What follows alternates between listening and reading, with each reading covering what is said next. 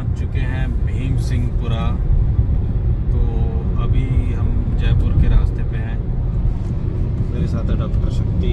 जैसा आप देख पा रहे हो बहुत ही ज़्यादा सुनसान रास्ता है ये तो फिर भी थोड़ा बहुत ठीक है।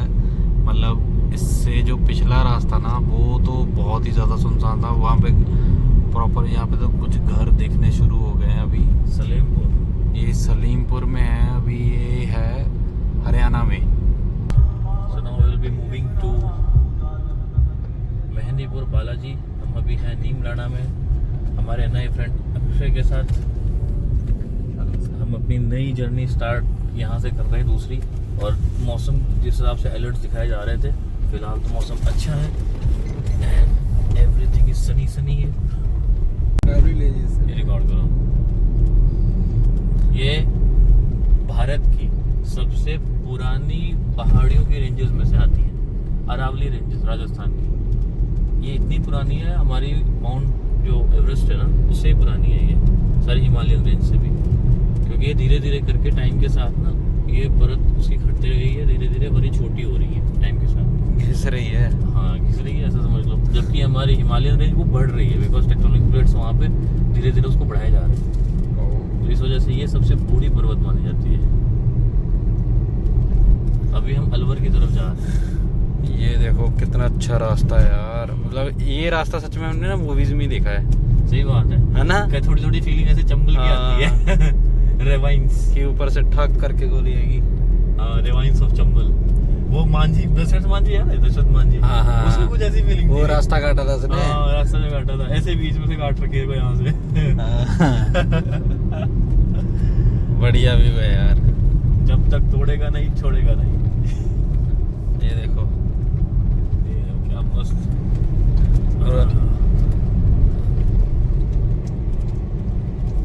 Beauty of Alwar.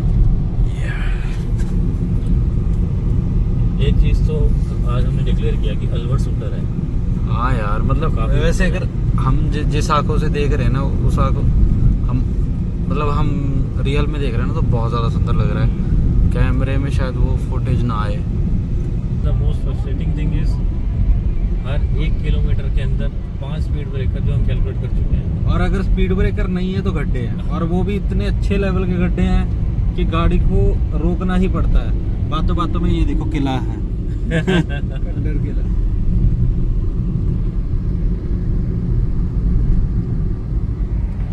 अभी लाइव दिखाता हूँ मैं। अभी हम 1 किलोमीटर चले हैं तो मुझे लग रहा है कि आगे है गड्ढा।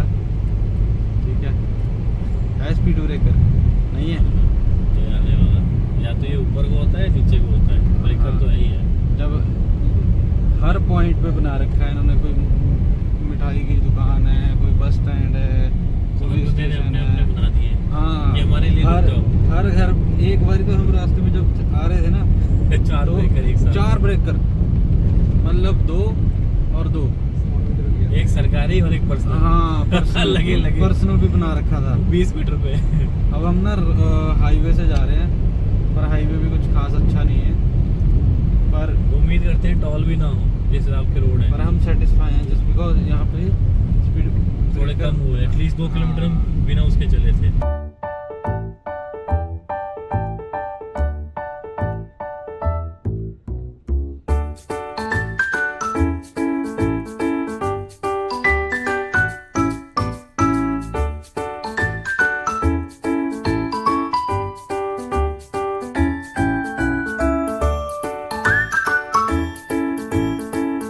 Look at the road, guys. Now we are on National Expressway, which is connecting Delhi, Vadodara and Mumbai. तो डॉक्टर साहब कैसा लग रहा है आपको बिना गड्ढे के गाड़ी चला के? लिटरली सुकून मिल रहा। कम से कम बालाजी तक कुछ किलोमीटर थोड़ा फ्री होगी। कितना है? 70 किलोमीटर आराम होना चाहिए। 70 के। और अभी हम जाएंगे मुंबई। ये देखो मुंबई 1121 किलोमीटर तो वो निकाल देंगे भाई। हमारा ट्रिप रहने वाला है यार। मैं सोच रहा हूँ कि हम ना मुंबई आते हुए जाना है या जाते हुए जाना है। कंसिडरिंग ऑल ऑड्स हम देखेंगे कि हाईलाइट कितने कब तक की जारी की गई है। अरे कोई हाई अलर्ट नहीं है, सब सही तो चल रहा है, बढ़िया तो है। देखो यार, जाते वक्त भाई जाना थोड़ा एक्टिव होगा, जाते वक्त नहीं जाएंगे, आते वक्त जाएंगे। चलो ठीक है। जाते वक्त हमारा राउट रहेगा अभी यहाँ से बालाजी, सीधा वडोदरा, अहमदाबाद, वडोदरा। बालाजी के बाद उसी रास्ते में आएंगे एक योग माया माता, ठीक है, उसके बाद हम निकल जाएंगे वडोदरा। हाँ मतलब अहमदाबाद, वडोदरा। इतनी तपस्या सिद्धियां प्राप्त करने के बाद हमें Now we found Saini juice centre. ये देखो लिखा हुआ है इसमें juice। Now we came to Israel. We are having juice center. Juice मिल गया। चलो गाइस हम जूस पीते हैं। Finally We have reached our first spot. Yes we have. Before Balaji. तो हम बालाजी पहुंच चुके हैं एंड एंट्री करते ही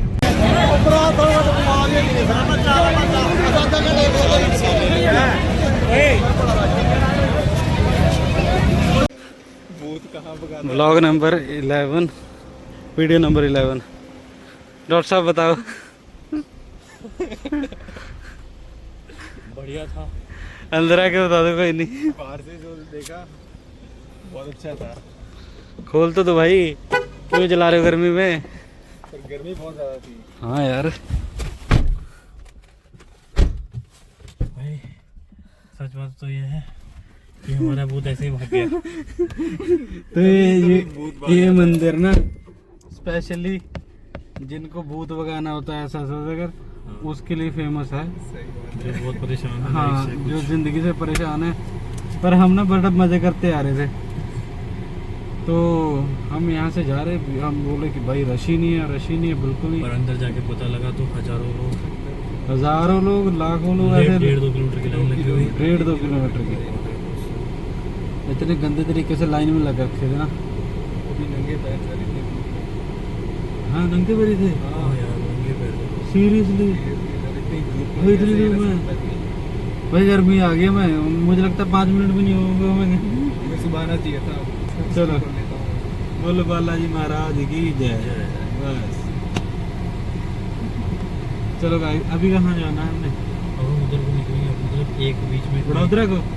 निकलेंगे। पर भाई का तो बड़ा अच्छा सा कट गया और यार, वो ना वो बंदा हमारे साथ आया। मेरा तो अच्छा राइड हो गया बस। हाँ बंदा कोई ना, हमारे तो इसको हम ऐसा करते हैं, कहीं हम पहले बैठते हैं, वडोदरा कहीं चलते खाते हैं। खोते हैं।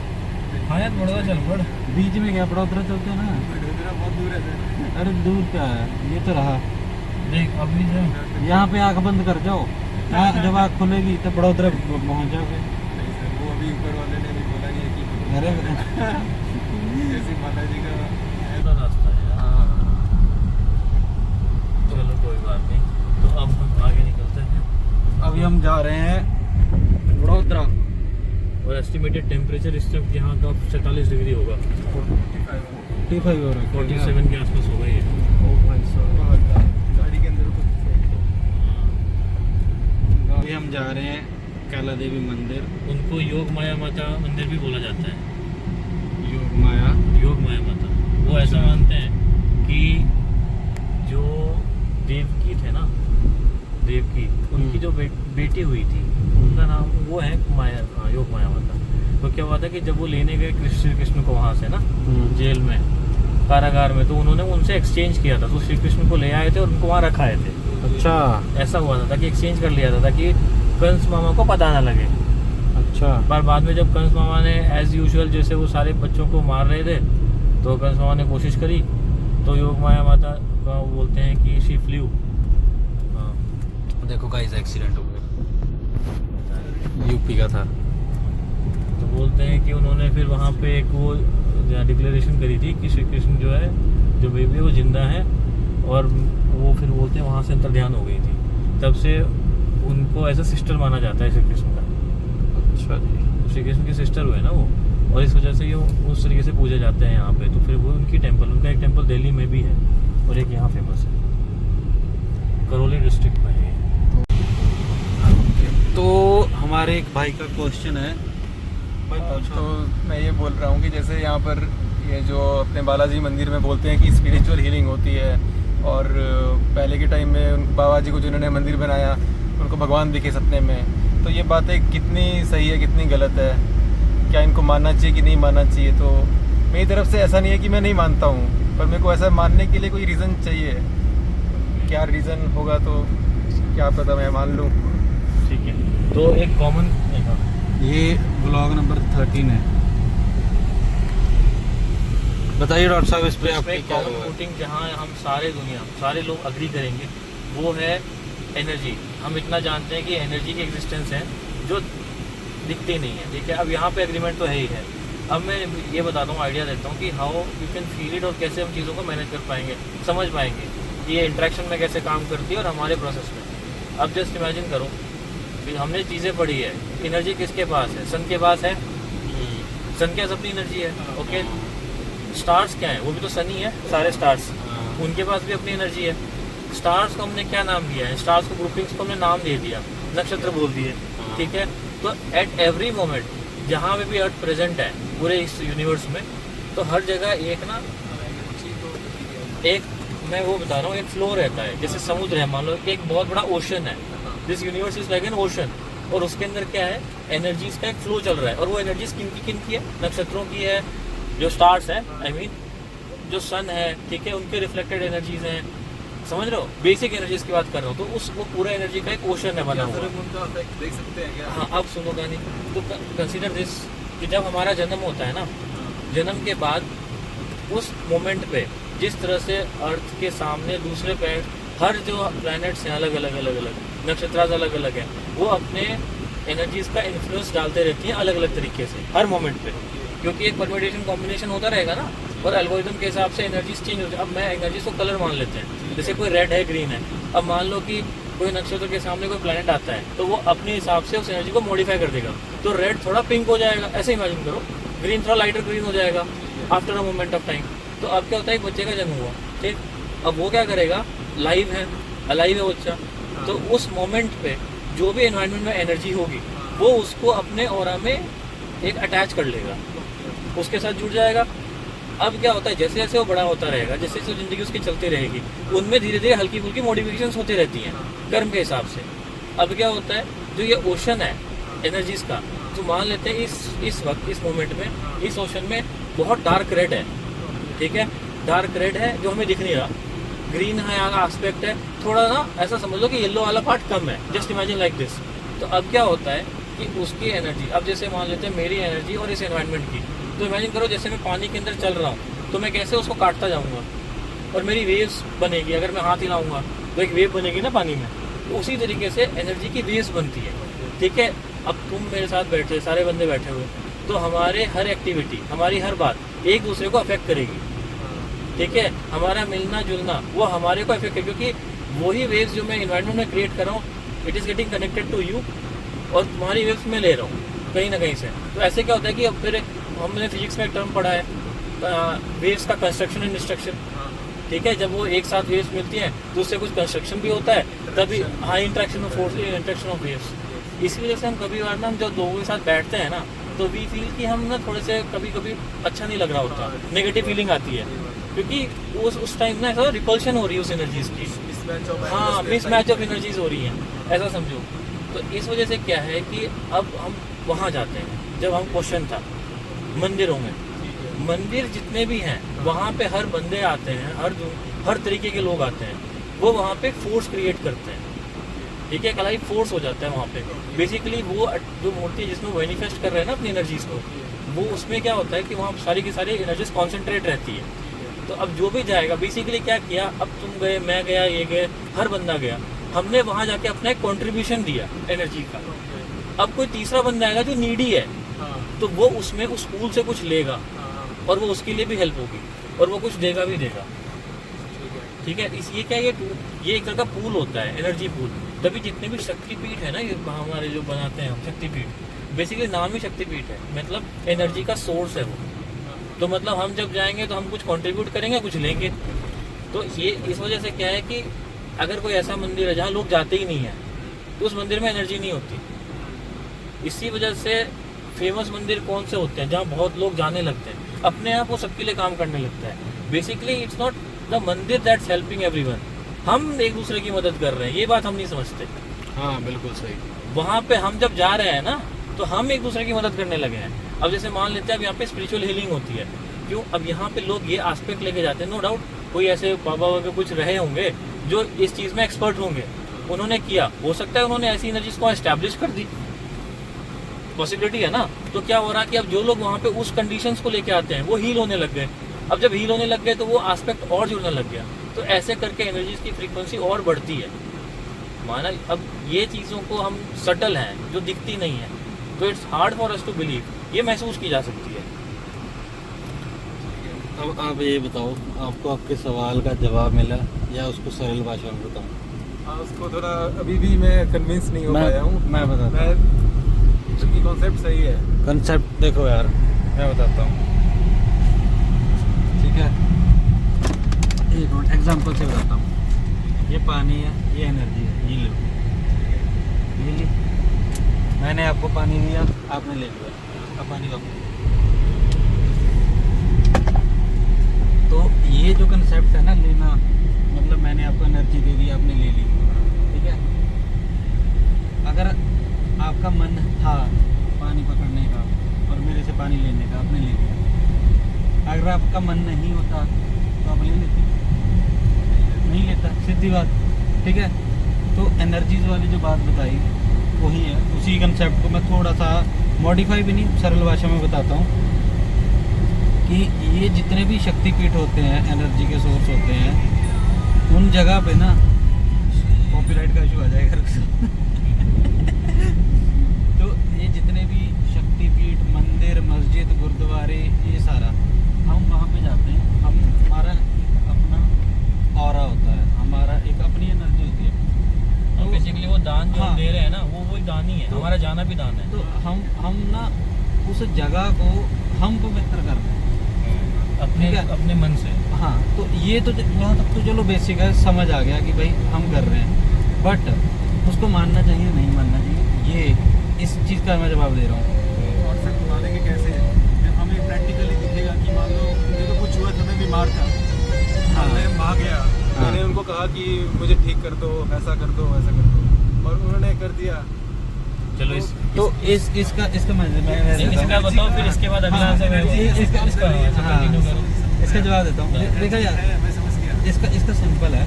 देखो, हमें किसी ने बोला कि अगर तुम वहाँ पे जाओगे तो तुम ठीक हो जाओ, ठीक है? तुम वहाँ पे गए, मतलब तुमने 30% ना ये सोच लिया कि अगर मैं वहाँ पे जाऊँगा तो मैं ठीक हो जाऊँ, 30% सोच के चली, ठीक है? एक ना पहले क्या होता था, मेंटल हीलिंग नाम का कोई कंसेप्ट था, है ना? मेंटल हीलिंग अभी भी ये प्लासिबो इफेक्ट मेडिकल में होता है। प्लासिबो इफेक्ट, प्लासिबो मतलब हाँ। हम उसको ना मतलब ऐसे समझे कि विटामिन की दवाई दे रहे होते हैं, बोल के कि ये दवाई है। अरे होम्योपैथी की गोलियाँ ये होती है, ठीक है, हैं? उसमें होती है वो दवाई। चलो होती है, बट समझ रहे हो ना? हमें समझ ठीक है, हमें वो तो- थोड़ी तो उसमें क्या है कि जब आप सोच लोगे ना कि मैं अगर वहाँ पे गया तो चलो मैं जाके देख लूँगा, ठीक हो जाऊँगा। अच्छा, मेरे को अगर कोई और लेके जा रहा है, मेरे को इंटरेस्टिंग नहीं है।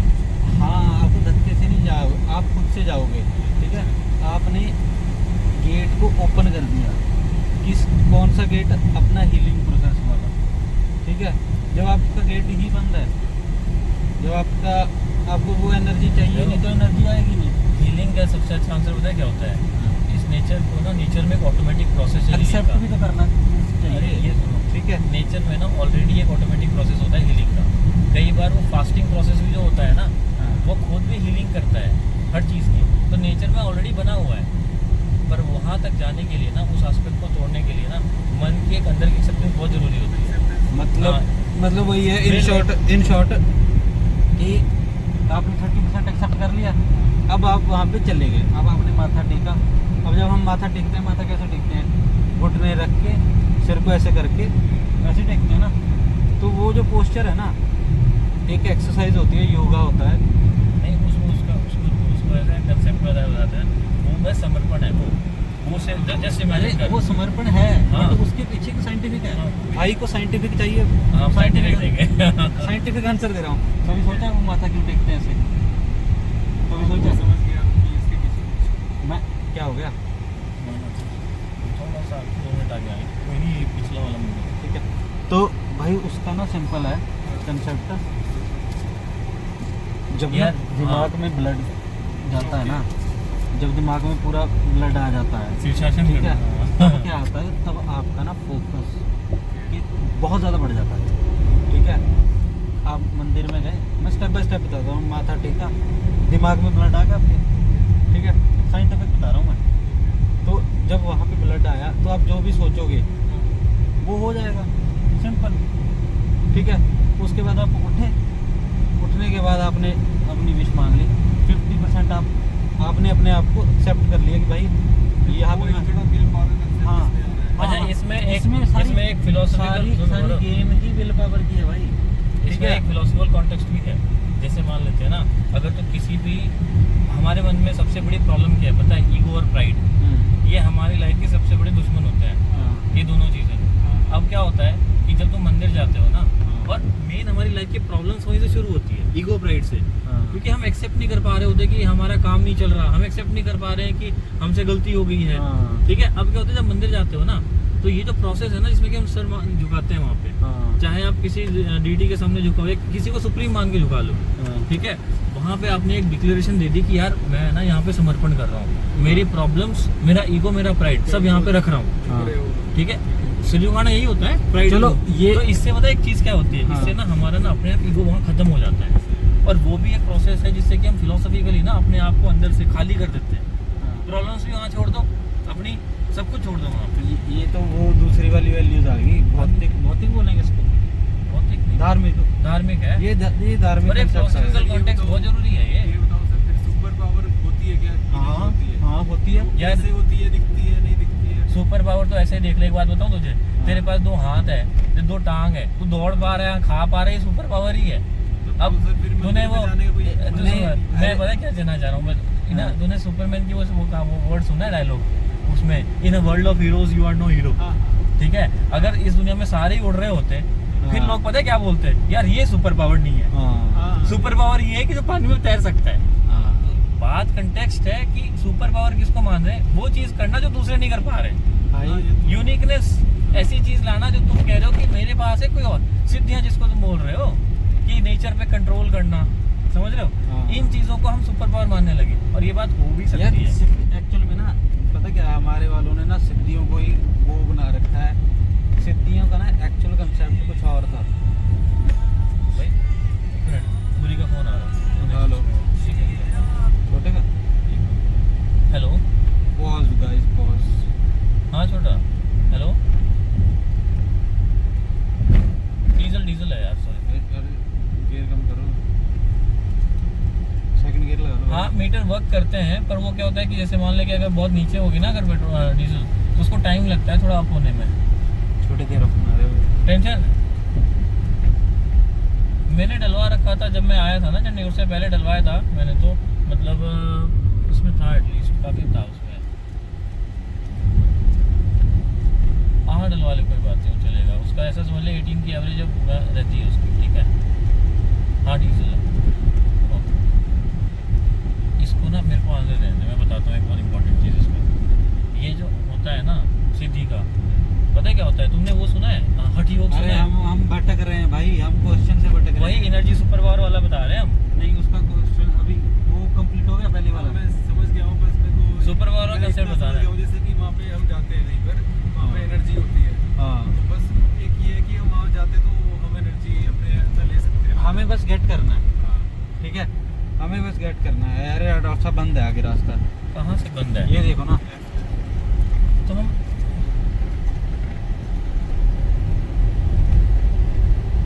अब जाना कहाँ है? वही रोड था भाई। ये इनसे पूछ लेते हैं। पूछो कैला देवी। भाई जी, कैला देवी। कैला देवी जाना है।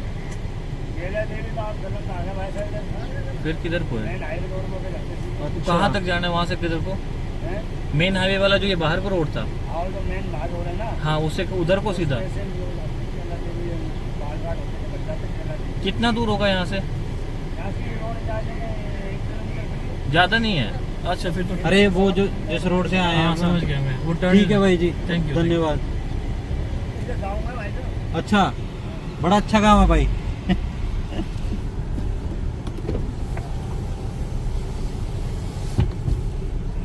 तो जैसा आप देख पा रहे हो, हर बार की तरह इस बार भी डॉक्टर साहब हमें गलत रास्तों पे ले आए। हैं? अब तो आदत सी है मुझको ऐसे जीने में, जब डेस्टिनेशन सही होती है तो गलत रास्ते भी सही रहते पर डेस्टिनेशन ही नहीं होना पता हमें। वो इसीलिए तो एक्सप्लोरेशन है। अगर लाइफ में गलतियां नहीं करी तो क्या सीखोगे?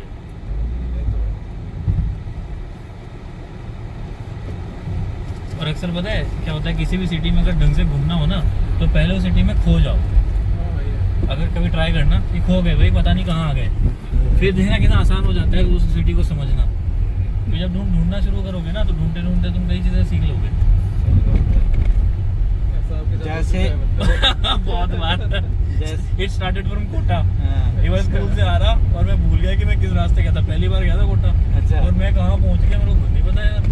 और फिर उस दिन तो मतलब स्कूल की ड्रेस में भाई पूरा शर्ट गीला, गर्मी में कोटा की धूप, और हाथ में गले में टाई लटक रही है बुरे हाल से, बॉटल वगैरह। और शाम हो गई, 8 बज गए शाम को। सुबह निकले हुए हम 2-3 बजे गए, और मैं अकेला पूरा कोटा घूम लिया।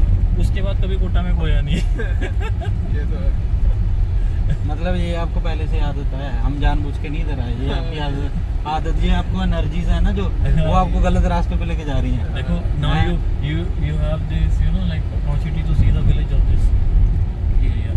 क्या अपॉर्चुनिटी क्या देखें यहाँ पे? भाई यही तो गांव है, यही तो कल्चर है।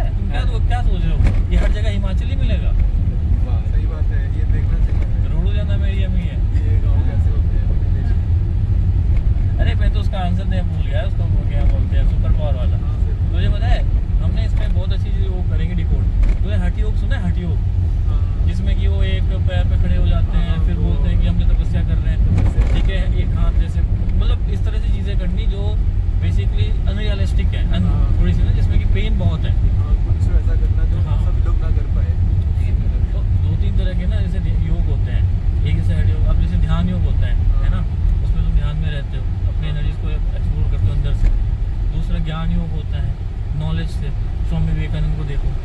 फिर अगर और आगे जाते हैं जैसे हमारे पास भक्ति योग, जैसे कई भक्ति क्या बोलते हैं, राधा जी को देखो, ठीक है, हनुमान जी का देख लेते हैं, उनका ऐसे दास योग भी होता है। तो अब वो इसमें पता है क्या होता था, इसके अंदर क्या करते हैं, जैसे हठ योग से स्टार्ट करते हैं, वो अपना फिजिकल बॉडी के बैरियर को ब्रेक करते हैं। जब ना एक ऐसे इमेजिन करो कि एक सिचुएशन ऐसी आती है कि तुम्हें पेन हो रही है, तुम लेकिन तुम हठी हो कि भाई तुम करना ही करना, तो करते करते ना एक टाइम आएगा जब तुम्हारी पेन सेंसेशंस ना बॉडी को डिटैच हो जाएंगी, तुम्हें हाँ टॉलरेंस बढ़ जाएगा और तुम फील ही नहीं करोगे, बॉडी अलग हो जाएगी। तो वो जो मोमेंट है ना, उस मोमेंट के बाद तुम अपनी फिजिकल बैरियर को ब्रेक करने के बाद ना फिर तुम असली नेचर के साथ इंटरेक्ट करना शुरू कर देते हो। फिर खो जाता है इंसान, अपनी बॉडी से दूर हो जाता है। ये एक तरीका। भक्ति में भी ये होता है। या भक्ति में क्या होता है, भक्ति को बहुत टफ मानते हैं। उसका रीज़न क्या है कि भक्ति करने लगते हैं ना, नेचर क्या करती है, आपकी लाइफ में सिचुएशंस ऐसी क्रिएट करती हैं जिससे आप फ्रस्ट्रेट हो जाते हो, बहुत डिप्रेसिंग सिचुएशंस। मीरा बाई को देखो, मीरा बाई की लाइफ में कितनी प्रॉब्लम्स आई, भक्ति में थे ना वो।